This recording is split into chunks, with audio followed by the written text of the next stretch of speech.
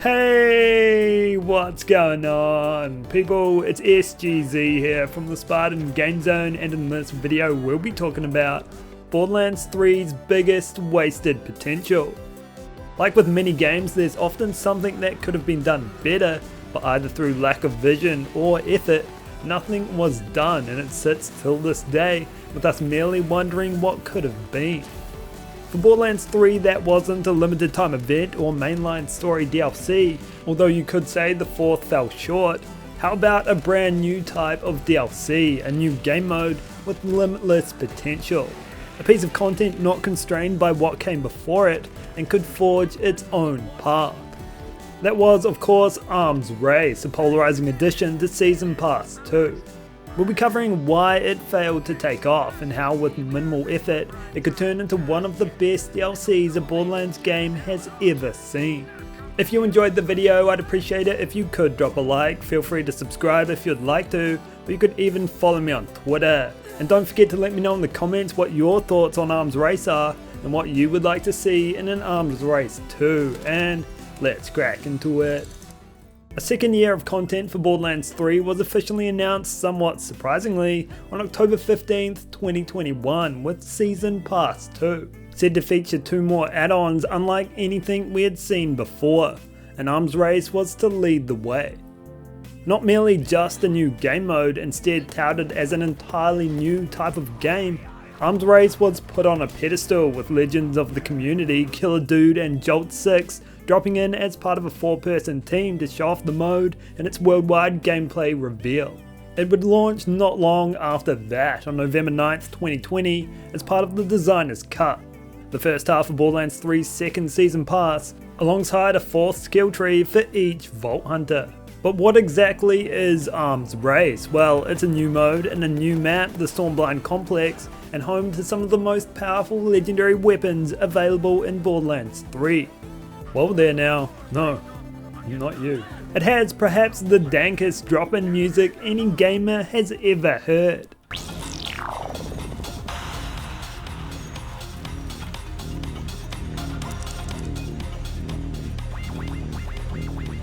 Where you as your Vault Hunter drop in with nothing, just 2 of your hands, Cottonmouth and a thirst for vengeance.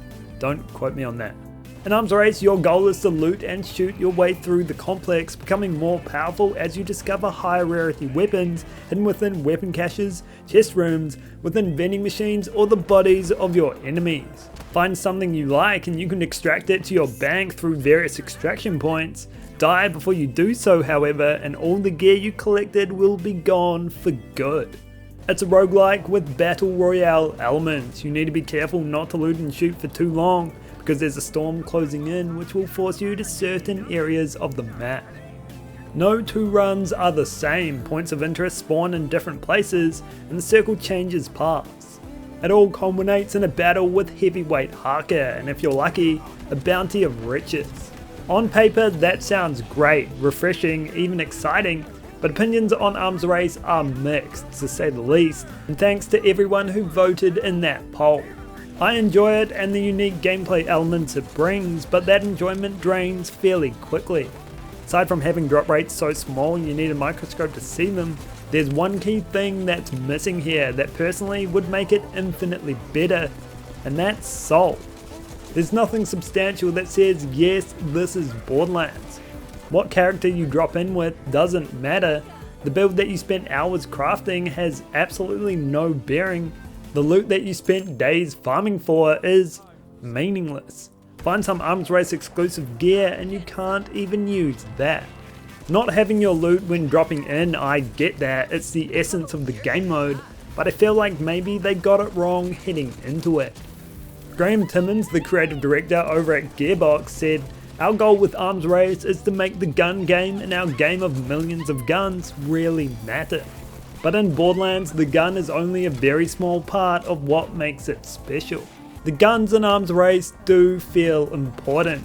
You can hop in and experience what it was like using guns at level 10, discover what works within this unfamiliar arsenal of weaponry, but the character you created is gone. Arms Race is a fantastic foundation, no doubt. The hard work's been done, but do a little more and this game mode could finally become the treasure that's hidden within. As it stands, it's incredibly unique. There's nothing in Borderlands that comes close to the experience you get while inside the Stormblind complex, and that's an achievement in itself. Legendaries feel legendary when you're lucky enough to find one, but I can't quite shake the feeling that it's hollow, detached. It could be so much more. Running the Chaos Chamber in Wonderlands, you can pick up Queen Buttstalion's Favour, which grants you skill points and a random skill belonging to your skill tree.